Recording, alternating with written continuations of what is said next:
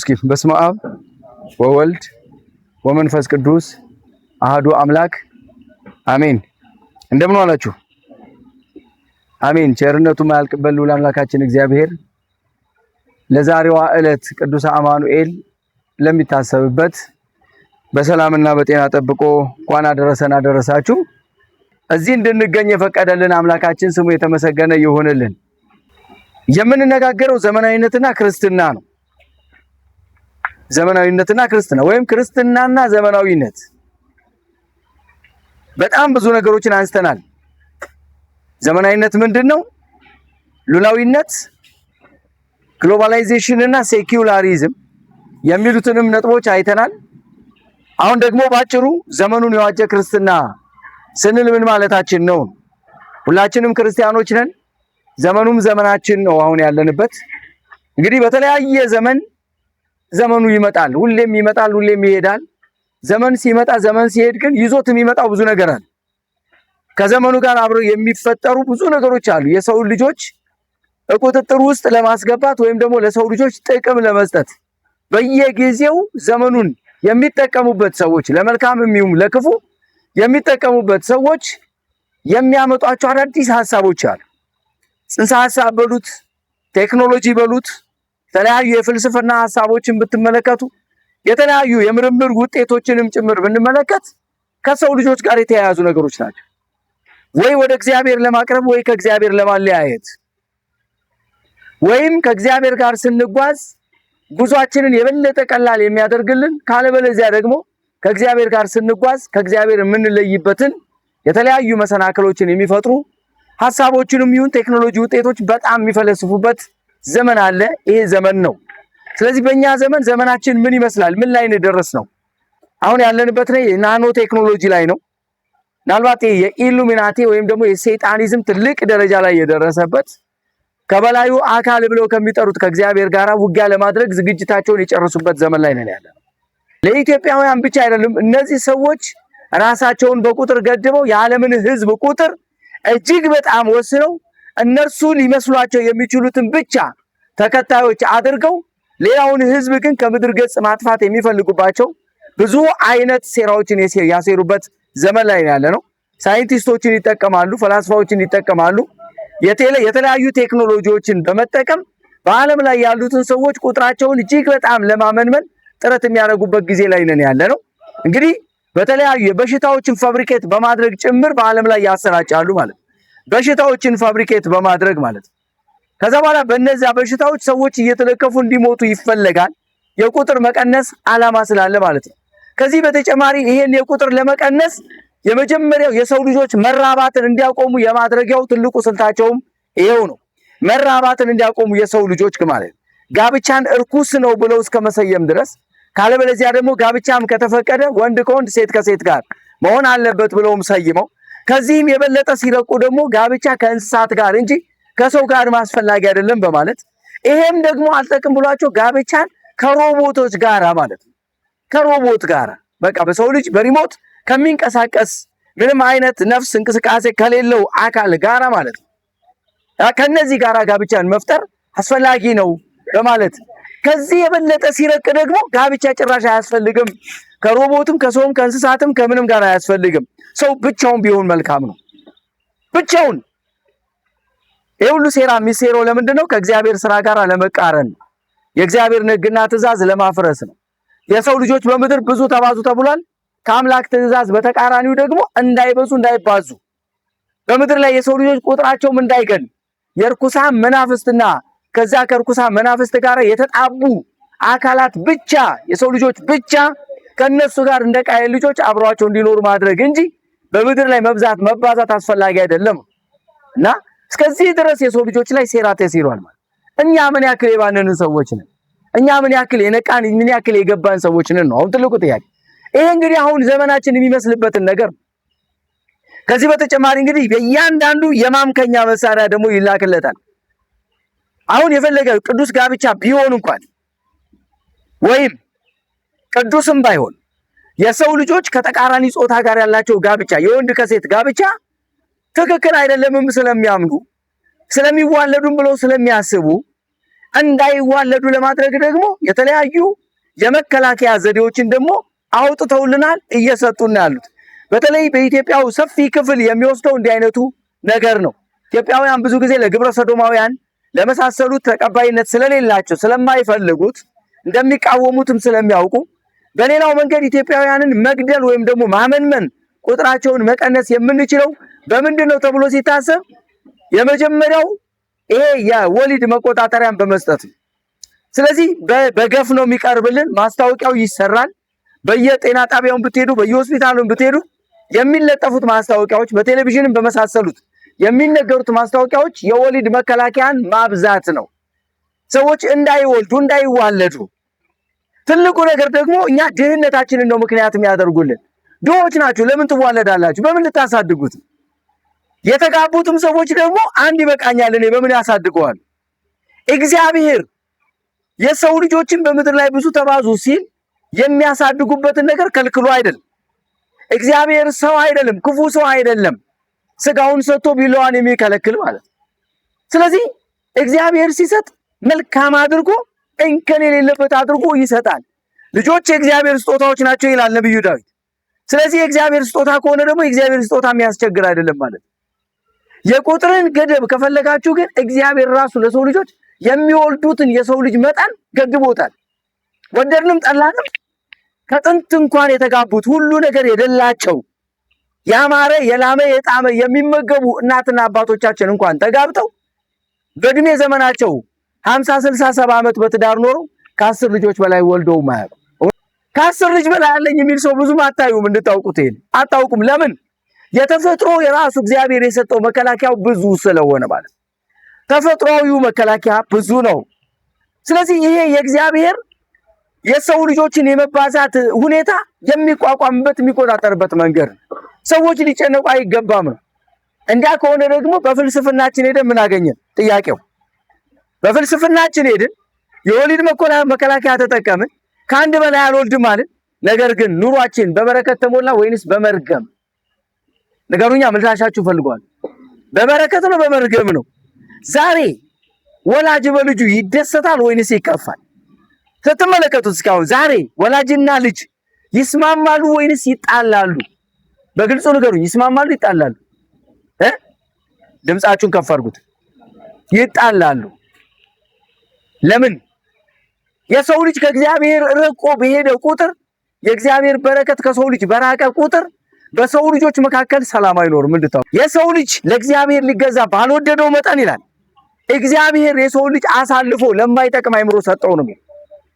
ይሄ ሁሉ የዘመናዊነት መገለጫውና የሰው ልጅ ዘመናዊ ነኝ ሲል ከእግዚአብሔር ምን ያክል እንደሚርቅ የሚያመላክቱ ታላላቅ ነገሮች ናቸው። የሚገርማችሁ ነገር ቅድም ባልኳችሁ በወሊድ መከላከያው በምናምኑ ብቻ ሳይሆን የሰው ልጅ የመዋለዱን ቁጥሩን የሚቀንሱት ቢዋለድ እንኳን ደግሞ ከምድር መጥፋትም ስላለበት ጦርነት ይፈጥሩበታል። አስቡት እንግዲህ ቅድም እንዳልኳችሁ በሽታ ፈጥረውበታል። አሁንም እንዳልኳችሁ ጦርነት ይፈጥሩበታል። የተለያየ ጦርነት ምድርን የሚያወድሙ የኒውክሌርና ኒውትሮን የመሳሰሉትን ነገሮች ሁሉ በማምረት አንድን ከተማ ድራሿን የሚያጠፉበትን ነገር እየሰሩ ነው። ለምን? በቃ አይፈልጉም። ከእግዚአብሔር ፍጥረት ጋር ጭራሽ የተቃረኑ የርኩሳን መናፍስት አገልጋዮች ስለሆኑ ማለት ነው። ስለዚህ የኛ ዘመናዊነት ምን አመጣልን ለኛ ነው ጥያቄው። አሁን ዘመናዊነት ስንል አሁን የኛ ዘመናዊነት እነሱ ፈረንጆቹ በሰጡን መሳሪያ መጠቀም ላይ ነው ትልቁ ዲፔንዳንስ አለ። በቃ ዘመናዊ ነን የምንለው እሱን ነው። አዋቂ ነን የምንለው እነሱ የሰጡን ነገር በመጠቀም ነው። ታገል ሰይፉ የሚባል አንድ ኮሜዲ ጸሐፊም ነው፣ በጣም ጎበዝ ጸሐፊም ነው። እንደ ኮሜዲም ያደርገዋል፣ ገጣሚም ነው። ያውልሽ አፍሪካ ብሎ የሰራው አንድ ግጥም አለ የሆነ መነባንብ። እነሱ ዘመናዊነታቸውን ስልጣኔያቸውን እያሳደጉ ሀገራቸውን በቴክኖሎጂ ከሰው ሀገር በሚበዘብዙት ሀብት እያሳደጉ ለአፍሪካውያን ግን የሰጡን ጩቤ ነው፣ የመዋጊያ መሳሪያ ነው። ያውልሽ አፍሪካ ነው ያለው። ዛሬም አፍሪካውያን እርስ በርሳቸው እንደተባሉ ነው ያሉት። የትኛው አፍሪካ ሀገር ውስጥ ነው ሰላም ያለው? እስኪ ንገሩ። ሰው ከሰው ጋር መዋደድ እስከማይችል ድረስ የተጠላላ ማለት። ይሄ ሁሉ የሰጡን የስራቸው ውጤት ነው። እኛ ደግሞ አሜን ብለን ፈረንጆችን አምላኪዎች በመሆናችን የተቀበልነው ትልቅ ሴራ ነው ሳናውቀው። ለምናፍቃኑ በአጠገባችን የሚሰሩትን ትልልቅ አዳራሾች ተመልከቷቸው። ዛሬ ባዶ ናቸው፣ ነገ ግን እያንዳንዳችን እንደምንገባበት ተስፋ አድርገው ነው የሚሰሩ። ከቤተክርስቲያን አጠገብ መስጊድ ይሰራል። ከሁሉ በላይ ትልቁ ሊሆንብን የሚገባው በመስቀል ላይ ክርስቶስ የሞተለት ክርስትናችን ማንነታችን ነው። ሀገራችን በሰማይ ነው ያለው ቅዱስ ጳውሎስ። ልክ ነኝ አይደል? ሀገራችን የት ነው? በሰማይ ነው። ስለዚህ በምድር ሀገር የለንም። እቺ ምድር በስደት የምንኖርባት ምድር ናት። ስለዚህ ዘመናዊ ነገር ቢመጣ ዘመናዊው ነገር እናንተን ሊያሸንፋችሁ አይገባም ነው ትልቁ ነገር። ክርስትናና ዘመናዊነት አንዳንድ ሰው ይኸውላችሁ፣ አንዳንድ ወጣቶች በጫት ይሸነፋል። ጫት አሸንፎት ጫት ሱስ ሆኖበት ቁጭ ብሎ ያችን ቅጠላ ቅጠል እየቀነጠበ በቃ ይመሰጥባታል አይደል? እና አዲክትድ ነው የሚሆነው። ከዛ በኋላ ጫቱን ተው ብትሉት አይተው። ለምን ምን ይሆናል ማለት ነው? ከሱነቱ በላይ ጫቱ በልጦበታል። ለቅጠሉ ተገዝቷል ማለት ነው።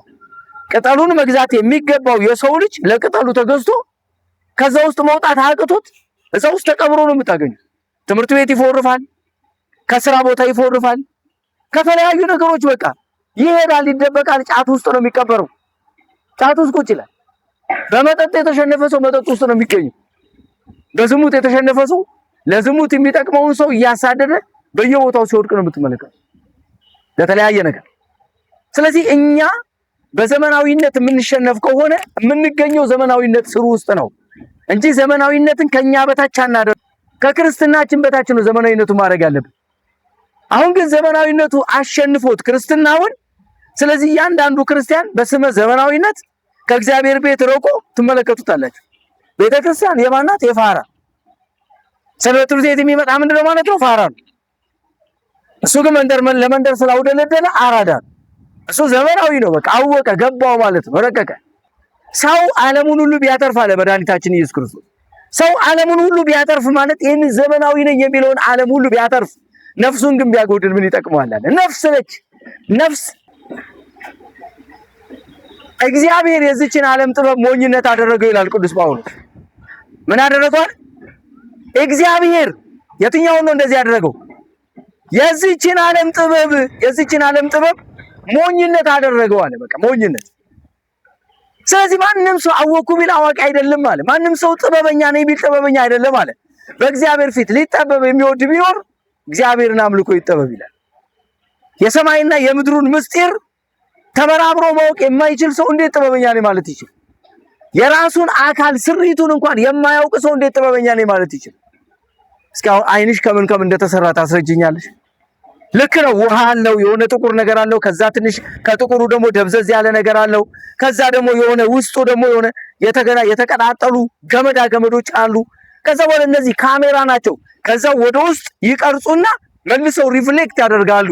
ሪፍሌክት የሚያደርጉት በዓይናቸው ያዩትን በአይምሯቸው ውስጥ እንዲያስቡት ያደርግና ስዕል ምናምን ቅርጽ አውጥቶ ከዛ በኋላ ትርጉም ሰጥቶ የዛ ስዕል ቁመቱ እንደዚህ ነው፣ ርዝመቱ እንደዚህ ነው፣ ክብደቱ ይሄን ያክል ይመዘናል። ይሄን ሁሉ በዓይናችን ያየነው ውስጣችን ነው ካልኩሌት የሚያደርገው እንድታውቁት።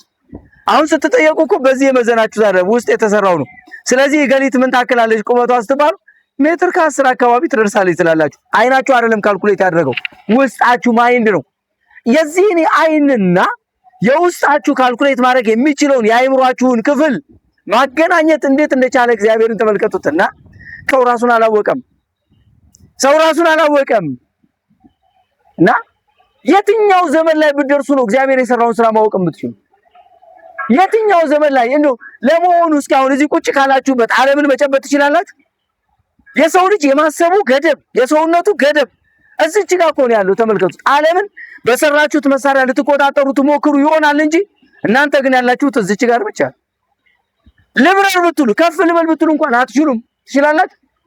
ወንድ የሆነ ሳይንቲስት ከምድር ከፍ ብሎ ይብረር እንደነ ሱፐርማን እንደነ ስፓይደርማን ምናምን የራሱ የሆነ የቴክኖሎጂ ፍልስፍና ነው ያለው። ዓይናችን ላይ ሁሉ የሚደግሙብን መዓት ነገር ነው ወገኑ። አንዳንዱ ይነሳና እንደ ሱፐርማን ካልሆንክ ይላል፣ ግን ከምድር አንድ እርምጃ እንደዚህ ከፍ ማለት አይችልም። ስለዚህ ምንድነው ትግላችን? ምንድነው ከእግዚአብሔር ጋር ያለን ጦርነት? እዚህ ውስጥ እንደ ገመድ የተተበተበውን አእምሮ ወይም አንጎል የሚባለውን ነገር አንዲቷን ገመድ ቢበጥሳት ያ ሰውዬ ምን ይሆናል ማለት ነው? ሜንታል ዲስኦርደር ገጠመው ይባላል። አይገርምም? ሜንታል ዲስኦርደር። ስለዚህ እግዚአብሔር አወኩኝ የሚሉትን በሙሉ የዚህችን አእምሯቸው ውስጥ ያለውን ክራቸውን ቢበጣጥስባቸው ምንድነው የሚሆነው? ይችላል አይችልም? ነገሩኛ ይችላል አይችልም? የሚገርማችሁ ነገር ታዲያ ለዚህች አቅም ነው የሰው ልጅ እንደው ውር ምን ደግሞ ከበላዩ አካል ጋር እንዋጋለን። የሚሰራው መሰረው ሁሉ ሰርተን ጨርሰናል። ያሉት ግን የት ነው? ምድር ላይ ነው ያሉት። አይገርማችሁ? ምድር ላይ ሆነው የበላዩን አካል እግዚአብሔርን ለመዋጋት ይቻላል።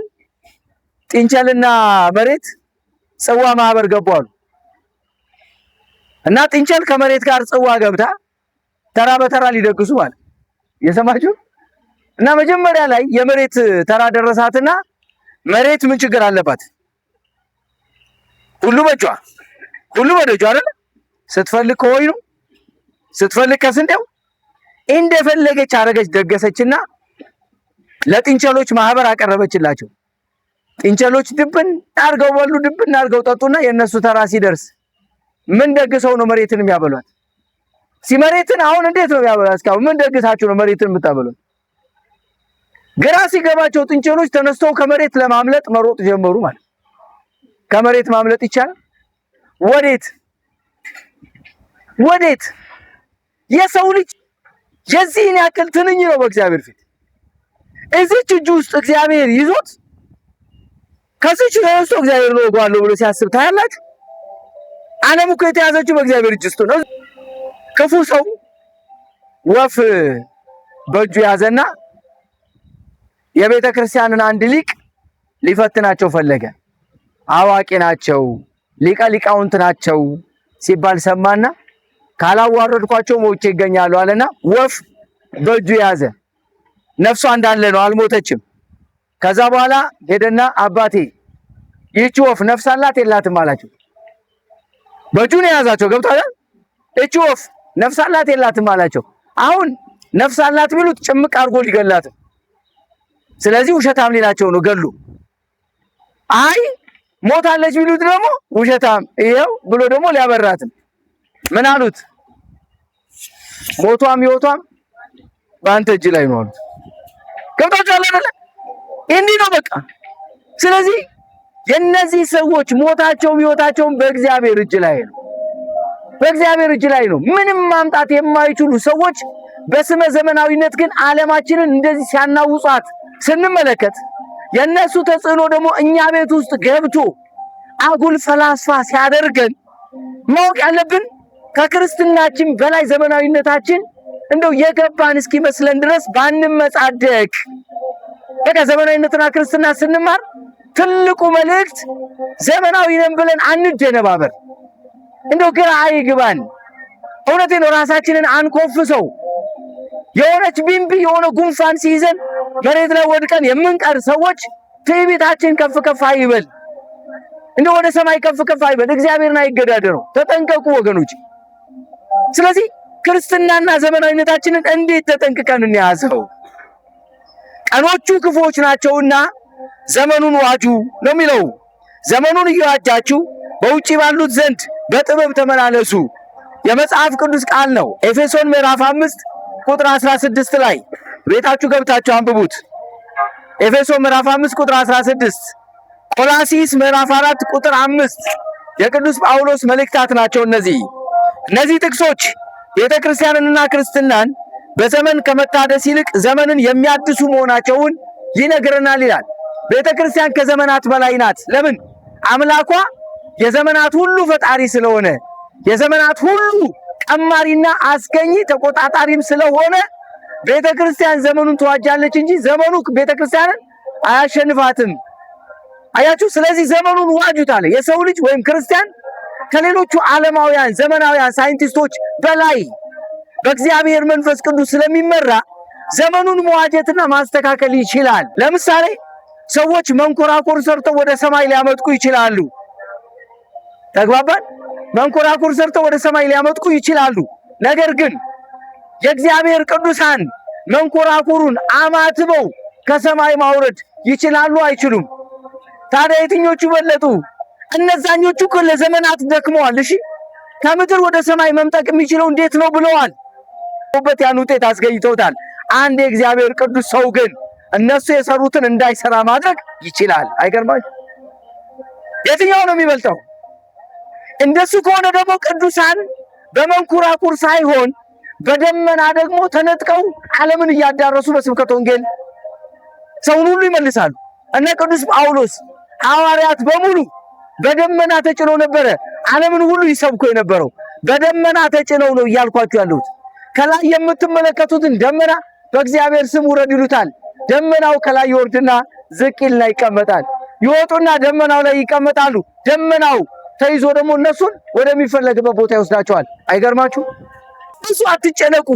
ይህ ዘመናዊነት ትርጉም የለውም። እውነት ለመናገር እንኑርበት፣ እንጠቀምበት፣ ችግራችንን ኑሯችንን እንግፋበት፣ የሥራ ዕድል ይኑረን፣ በዛ መልኩ እንጓዝበት እንጂ ከመንፈሳዊነት በላይ ነው ብላችሁ እንዳታስቡ። እውነት እላችኋለሁኝ በእኔ የሚያምን ይላል እግዚአብሔር። በእኔ የሚያምን እኔ የማደርገውን ያደርጋል ይላል። እስኪ የሰማችሁ ክርስቶስ እኮ ነው ያለው። በእኔ የሚያምን እኔ የማደርገውን ያደርጋል፣ ከእኔም በላይ ያደርጋል ይላል። አይገርማችሁ? ከእኔም በላይ ያደርጋል። ከኢየሱስ ክርስቶስ በላይ ማድረግ ተችሎ ነው? ነገር ግን አይደለም። በእኔ ኃይል እኔ በምድር ላይ ካደረኩት የበለጠ ግን ሊያደርግ ይችላል። ፈቅጄለት እንደማለት። ስለዚህ ክርስቶስ በባህር ላይ ሲራመድ ካየነው እኛም ደግሞ በባህር ላይ መራመድ እንችላለን። ክርስቶስ ተራራውን ከዚህ ተነስተው ወደዚያ ሂድ ካለው እኛም ተራራውን ከዚህ አንስተን ወደዛ መውሰድ እንችላለን። እኛም ደግሞ እንደ አቡነ ገብረ መንፈስ ቅዱስ መብረቅን አዘን ዛሬ በአርሲ ላይ ክርስቲያኖችን የሚያሰቃዩትን ወገኖች መጨፍጨፍ እንችላለን። ግን የእግዚአብሔር ፈቃዱ አይደለም። ክፉን በክፉ ሳይሆን በመልካም አሸንፉት ስለሚል ብቻ እንጂ እውነት አባቶቻችን ጸሎታቸው ሳይሰማ ቀርቶ አይደለም። እውነት የቅዱሳን ጸሎት ዛሬ ሳይኖር ቀርቶ አይደለም። እውነት ለአቡነ ገብረ መንፈስ ቅዱስ የተሰጣቸው ቃል ኪዳን የማይሰራ ሆኖ አይደለም። ጻድቁ አቡነ ሀብተ ማርያም፣ ጻድቁ ገብረ መንፈስ ቅዱስ መብረቅ አውርደው እነዚህን ክፉ ሰዎች እኮ በአንድ ደቂቃ ውስጥ ማጥፋት ይችላሉ። ምድርን ተከፍተሽ ዋጫቸው ብለው እኮ በመስቀላቸው አማተው ምድርን ከፍተው እኮ እንዲውጧቸው ማድረግ ይችላሉ። የሚሳናቸው የለም አለ ክርስቶስ። የማይፈጸም ነገር የማይናገር የተናገረውን ነገር የማያስቀር አምላክ ይህ አይነት ትዕቢተኞችን እንዴት አድርጎ ሊያዋርድን የሚችል አናውቀው። ድንግል ማርያም ግን ምን አለች? ትዕቢተኞችን የሚያዋርድ ያዘኑትን የተዋረዱትን ደግሞ ከፍ ከፍ የሚያደርጋል። እግዚአብሔር ሆይ አምላካቸው ወዴት ነው አይበሉን፣ እባክህን ተገለጥና ታምራትን አድርግ ይላሉ እነ ነቢዩ ዳዊት። ጠላቶቻቸው ሲሰለጥኑባቸው፣ ሲያሳድዷቸው፣ ሲደበድቧቸው፣ ሲጨፈጭፏቸው፣ በሰይፍ ሲገሏቸው፣ ሕዝቡ ሁሉ ሲያዝን እባክህን ይላሉ ነቢያቱ። እግዚአብሔር ሆይ አምላካቸው ወዴት ነው ብሎ አይበሉን፣ አይዘብቱብን፣ ተገለጽና ኃይልህን አድርግ ይሉታል። ስለዚህ ተገልጾ እግዚአብሔር ኃይሉን ያድርግ። ሌላ ምን እንላለን? የመጀመሪያው ልብ ይስጣቸው። እውነት ለመናገር አንድ ሰው መግደል ከዛ በኋላ ሚሊዮን አጋንንት ውስጣችሁ ውስጥ እንዲያድር ማድረግ። የሰው ደም ክፉ ነው። ክፉ ያደረገ ደም ያፈሰሰ ሰው በውስጡ የሚጸናወቱት የሚያድሩበት አጋንንት ብዙ ናቸው ወገኖች። ከዛ በኋላማ ራሱን አያውቀው። እንደ በላይ ሰብ 78 ነፍሳትን እንደበላው የሰው ልጆችን በሙሉ እንደገደለ ይኖራል። እነዚህ ሰዎች ያሳዝናሉ። ከሰው ተራ ቆርጠዋል።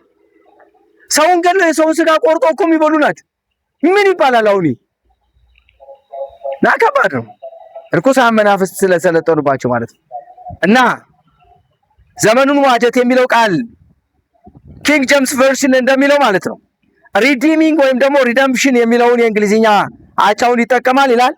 ይህንንም ቃል ደግሞ መዝገበ ቃላቱ ማዳን፣ ነፃ ማውጣት፣ ቤዛ መሆን በማለት ይተረጉመዋል ይላል። ምን የሚለውን መዋጀት ዋጀ የሚለው ምን አደረገ ነው የሚለው አዳነ፣ ነፃ አወጣ ወይም ደግሞ ቤዛ ሆነ ማለት ነው ይላል። ስለዚህ ዘመኑ መዋጀት ማለት ምን ማለት ነው? ዘመኑን ከክፉ ነገር ማዳን፣ ዘመኑን ከክፉ ነገር ነፃ ማውጣት እንደዛ ማለት ነው። እና ስለዚህ ሐዋርያው ዘመኑን ዋጁ ሲል ዘመኑን አድኑት ማለቱ ነው። ትውልዱን ከማጥፋቱ በፊት ዘመኑን አድኑት፣ ፈውሱት ይላል። መልካም ዘመን የሚሰራበት ዘመን አድርጉት በጸሎታችሁ ማለት ነው። ቤዛ ሁኑት ማለት ነው።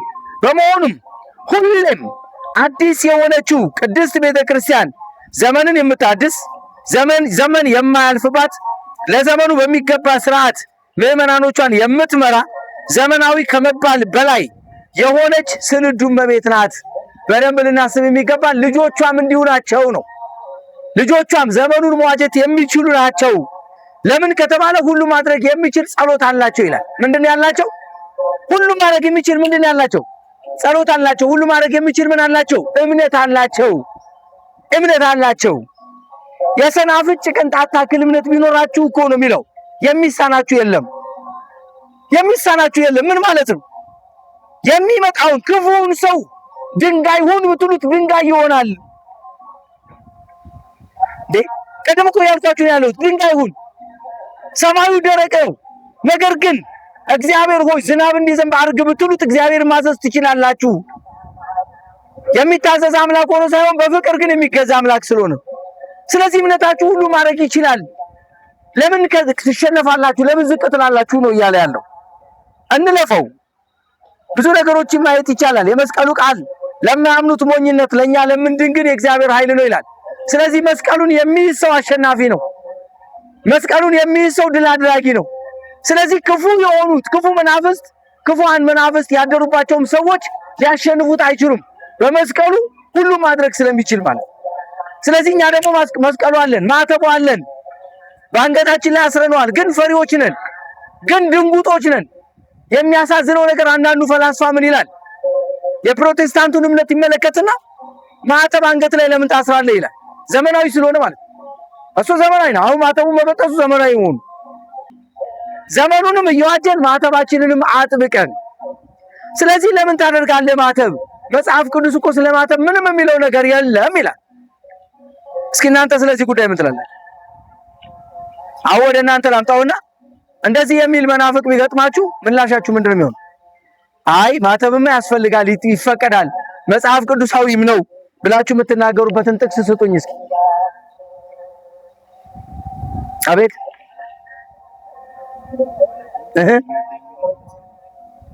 ኦኬ። መስቀልን ተሸክሞ ማለት መስቀል ማለት መከራ ነው። ስለዚህ መከራ ይቀበል እንደማለት ነው እና እንጂ ይሄ ትክክለኛ እንጨቱ ምናምኑን አይደለም የሚል ነገር ቢያመጡ በምን ትላለህ?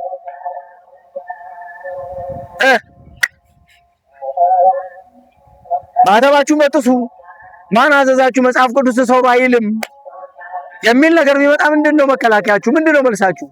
እሱ ዘመናዊ ነው። አሁን ዘመኑ መዋጀት እንግዲህ በመጽሐፍ ቅዱስ በእውቀት ነው። ስለዚህ ምን ትመልሳላችሁ? አረ ይላል መጽሐፍ ቅዱሱ፣ እንደ አድርጉ ይላል መጽሐፍ ቅዱሱ፣ ማተብማ በአንገት ላይ መኖር አለበት ብላችሁ ስትመልሱ ከመጽሐፍ ቅዱስ አሳየኝ ይላችኋል። ከየት ታሳዩታላችሁ? ይሄ ነው ዘመኑን አለመዋጀት ማለት ይሄ ነው። ገብቷችኋል? ግን ዘመኑን አለመዋጀት ማለት ይሄ ነው። እኔ እነግራችኋለሁ። ላልመልስላችሁ አልጠይቃችሁ አለሽ ልመልሰው እራሴው ልመልሰው። በመጽሐፈ ምሳሌ ከምዕራፍ 3 እስከ ምዕራፍ 7 ያለውን አንብቡ። መልሱን እዛ ላይ ታገኙታላችሁ። እሺ ምን ይላል መሰላችሁ? ልጄ ሆይ ሕጌንና ትእዛዜን ጠብቅ፣ ሕጌንና ትእዛዜን ጠብቅ፣ በአንገትህም ሰረው፣ በልብህም ጽላት ጻፈው ይላል።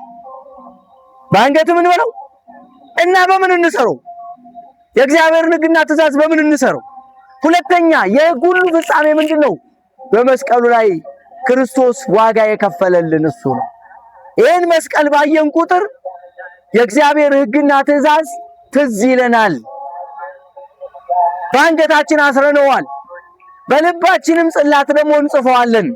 የሚገርማችሁ ነገር ታዲያ ይህ ብቻ አይደለም እኮ ስትሄድ ይመራሃል አላው። በአንገትህ ሰረው፣ በልብም ጽላት ጻፈው። ምኑን? ሕጉና ትእዛዙን። ምን ያደርግልሃል? ስትሄድ ይመራሃል፣ ስትተኛም ይጠብቅሃል። ምን ስትል? ስትሄድ ይመራሃል፣ ስትተኛም ይጠብቅሃል። ስለዚህ በአንገታችን የምናስረው የእግዚአብሔር ሕግና ትእዛዝ ማሰር ብቻ ሳይሆን የምንኖርበት በሕይወት የምንመላለስበት እርሱ ይጠብቀናል። ሌላው መድኃኒታችን ኢየሱስ ክርስቶስ ይህን ማተብ ማድረጋችን ወደ መስቀል ሊሰቅሉ ሲወስዱት በገመድ አንገቱን አስረው እየጎተቱን የወሰዱት ጌታዬ የታሰረበት የገመዱ ምሳሌ ነው ይሄ። የገመዱ ምሳሌ ነው ይሄ። መስቀሉም ይሄው አንድም መስቀል ማለት መከራ ነው፣ ስቃይ ነው፣ የሚመጣብን ሁሉ ፈተና ነው። ከክርስትና ሊያወጣን የሚፈልግ ብዙ አይነት መገዳደር ነው። ስለዚህ ይህንን እንድናውቅ በአንገታችን ላይ ሰዎች ሊያሰቃዩን ሲመጡ ከሃይማኖታችን እንዳንወጣ ክርስቶስ ስለኔ ከዚህ በላይ ተቀብሎልኛል፣ እኔ ስለሱ ብቀበል ብለን ነው እንድናስብ የሚያስፈልገው። ፖሊካርፕስ የሚባል አንድ የእግዚአብሔር ቅዱስ ሰው የሚገርም እሳት አንድደው ከፊት ለፊቱ ክርስቶስን ካልካድክ በዚህ በሚነደው እሳት ውስጥ እንጨምርሃለን አሉት። ከዛ ምን አላቸው? ክርስቶስ ለኔ ከከፈለልኝ ዋጋ ጋር ሲነጻጸር እናንተ የለኮሳችሁት እሳት በጣም ጥቂት ነው አላቸው። ከፍ አድርጋችሁ አንድዱት፣ ከዛ በኋላ እዛ ውስጥ ከተቱኝ። ምንም አይመጥነው ማለት በቃ ክርስቶስ ለኔ ከፈለልኝ ዋጋ ምንም አይመጥነው። ፖሊካርፐስ ይባላል። ስለዚህ ከፍ አድርጋችሁ አንድዱት፣ ለኔማ ደስታዬ ነው አላቸው። ማነው በዚህ ደስ የሚል? ይሄ ነው መከራው። ሲመጣ የምንቀበለው መከራ ይሄ ነው። ሶስተኛ መልስ በዮሐንስ መልእክት ሁለቱንም መልእክታት አንብቡ። አንደኛ ዮሐንስ፣ ሁለተኛ ዮሐንስ። በሰማይ የሚመሰክሩት ሶስት ናቸው ይላል። ስንት ናቸው አለ? በሰማይ የሚመሰክሩት ሶስት ናቸው፣ አብ፣ ልጁና መንፈስ ቅዱስ ይላል። አይገርማችሁ? ስለ ሥላሴ አሁን ሙስሊሞች የሚያነሱ ጥያቄ መልስ መስጠት የምትችሉት አንዱ ይሄ ጥያቄ ነው። ይሄ መልስ ነው በቃ። በሰማይ የሚመሰክሩት ስንት ናቸው አለ? እነዚህ ምንድን ናቸው አለ? አብ፣ ልጁና መንፈሱ። አጣመምን ብለው የተረጎሙት መጽሐፍ ቅዱስ ላይ ምን ይላል? ደሙ፣ ውሃውና መንፈሱ ይላል። አጣመምን ብለው ነው። ግን ደሙ ሲል ክርስቶስን፣ ውሃው ሲል አብን፣ መንፈሱ ሲል መንፈስ ቅዱስን። ለዚህ ደግሞ ኪንግ ጄምስ ቨርሽን የሚባለው የእንግሊዝኛው መጽሐፍ ቅዱስ ደግሞ ምን ይባላል? በጣም ጥሩ የሆነና ከእንግሊዝኛ መጽሐፍ ቅዱሶች የሚመረጠው ኪንግ ጄምስ ቨርሽን የሚባለው መጽሐፍ ቅዱስ። እሱ ላይ ደግሞ ምን ይላል? the father, the son and the holy ghost ይላል። አባት፣ ልጁና መንፈስ ቅዱስ በማለት ደግሞ በግልጽ ያስቀምጣል። ይሄን ካለ በኋላ መጽሐፍ ቅዱሳችን ምን ይላል? እኒህ ሶስቱ በአንድ ይስማማሉ ይላል። በስንት አለ? እኒህ ሶስቱ በስንት ይስማማሉ? አንድም ሶስትም የምንለው ለዚህ ነው። አንድም ሶስትም የምንለው ለዚህ ነው። እነዚህ ሶስቱን ደግሞ በአንገታችን እናስራቸዋለን። አያችሁት? እነዚህ ሶስቱም አንድ እናስራለን። እነዚህ በአንድ ይገመዳሉ፣ በአንድ ይስማማሉ አለ። የት? በቤተ ክርስቲያናችን። አባቶቻችን ሕፃናትን ክርስትና ሲያነሱ ወይም ደግሞ በእድሜው ቆይቶ ሳያውቅ ካለማወቅ ከምንፍቅና ከመሳሰሉት ተመልሶ ወደ ቤተ ክርስቲያን ልጅነትን ሲቀበል በአንገታችን ላይ የሚያስሩት ስንት አይነት ክር ነው? ሶስት አይነት ክር ነው። አብ፣ ልጁና መንፈስ ቅዱስ። እነዚህ ሶስቱ በአንድ ይስማማሉ ይላል። በአንገታችን ላይ አስረን እንመሰክራለን ማለት። ስለዚህ የዚህችን ዓለም ጥበብ እግዚአብሔር ሞኝነት አደረገ፣ ዘመኑን ደግሞ የምትዋጁት በዚህን አይነት የመንፈሳዊ ዕውቀት ነው በማለት ያስቀምጠዋል ማለት ነው።